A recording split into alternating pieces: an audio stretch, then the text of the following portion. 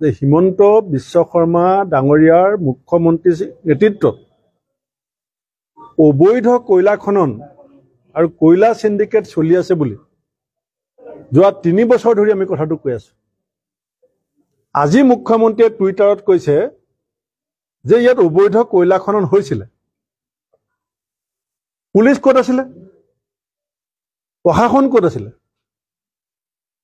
হিমন্ত বিশ্ব শৰ্মা ডাঙৰীয়াই কয়লা অবৈধ খনন হোৱাত তেওঁৰ প্ৰত্যক্ষ অনুমোদন আছে। আৰু যদি অনুমোদন নাই, কয়লা খননত জড়িত এজন মানুহক গ্ৰেপ্তাৰ কৰি মুখ্যমন্ত্ৰীয়ে কি বুজাব বিচাৰিছে? কিয় লোকেল থানাৰ ওসি জনক সাসপেন্ড নকৰে? কিয় সাৰ্কুল অফিসাৰক সাসপেন্ড নকৰে? কিয় ডেপুটি কমিশনাৰক সাসপেন্ড নকৰে? কিয় এসপিক কিয় সাসপেন্ড নকৰে? যদি এসপি জড়িত নাই, যদি ডিসি জড়িত নাই, যদি লোকেল ওসি জড়িত নাই, সার্কুল অফিসাৰ জড়িত নাই, প্ৰশাসন পুলিচ যদি এই সিন্ডিকেটৰ লগত জড়িত নহয়, ইমান মানুহে কাম কৰি আছে, ইমান দিনৰ পৰা সিন্ডিকেট চলি আছে। আজি মুখ্যমন্ত্ৰীয়ে ইমান ডাঙৰ ঘটনা হোৱাৰ পাছত টুইটাৰত নিজে কৈছে, যদি মুখ্যমন্ত্ৰীয়ে ডিসি এসপিৰ ওপৰত শাস্তিমূলক ব্যৱস্থা ল'ব নোৱাৰে, তেতিয়াহ'লে এইটো প্ৰত্যক্ষভাৱে প্ৰমাণ হৈছে যে মুখ্যমন্ত্ৰী আৰু তেওঁৰ মন্ত্ৰী পৰিষদ এই চৰকাৰ কয়লা সিন্ডিকেটত জড়িত। ইয়াতকে ডাঙৰ প্ৰমাণ আৰু একো নালাগে। ইয়াতকে ডাঙৰ প্ৰমাণ একো নালাগে। কয়লা খানি থকা মানুহজনক গ্ৰেপ্তাৰ কৰিছে।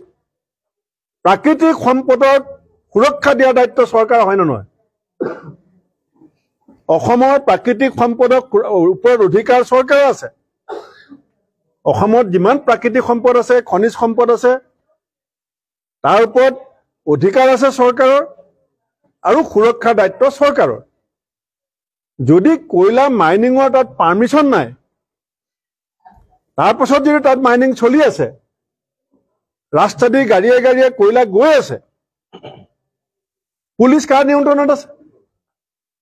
প্ৰশাসন কাৰ নিয়ন্ত্ৰণত আছে? গতিকে মই পোনপটীয়া অসমৰ মুখ্যমন্ত্ৰীৰ বিৰুদ্ধে অভিযোগ যে অবৈধ কয়লা খনন আৰু কয়লা সিন্ডিকেটৰ লগত হিমন্ত বিশ্ব শৰ্মা চৰকাৰৰ প্ৰত্যক্ষ সম্পৰ্ক আছে। এজনো যদি মানুহ মৃত্যু হয়, সেই মৃত্যুক আমি চৰকাৰে হত্যাত জড়িত বুলি ক'ম। কাৰণ মুখ্যমন্ত্ৰীয়ে নিজে কৈছে যে অবৈধ কয়লা খনন। What you are doing?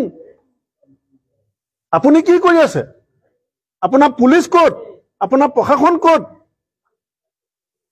আমি কালিলৈ আমাৰ কাৰ্যকৰী সভাপতি জাকিৰ হুছেইন সিকদাৰ ডাঙৰীয়াৰ নেতৃত্বত এটা দল ইতিমধ্যে কালিলৈ আমাৰ তালৈ যাব আৰু আমাৰ জিলা কংগ্ৰেছৰ প্ৰতিনিধিসকলো তাতে আছে এতিয়া। গতিকে আমি এই কথাটো সহজভাৱে নলওঁ। আমি জানো, আগৰ পৰা জানো, আমি আগৰ পৰাই জানো যে কয়লা সিন্ডিকেট চলাই আছে। কোনে চলাই আছে নামো জানো। এতিয়া এজন মানুহক গ্ৰেপ্তাৰ কৰি পেলাই মুখ্যমন্ত্ৰীয়ে গোটেই ঘটনাটো ঢাক দিবলৈ চেষ্টা কৰিলে নহ'ব।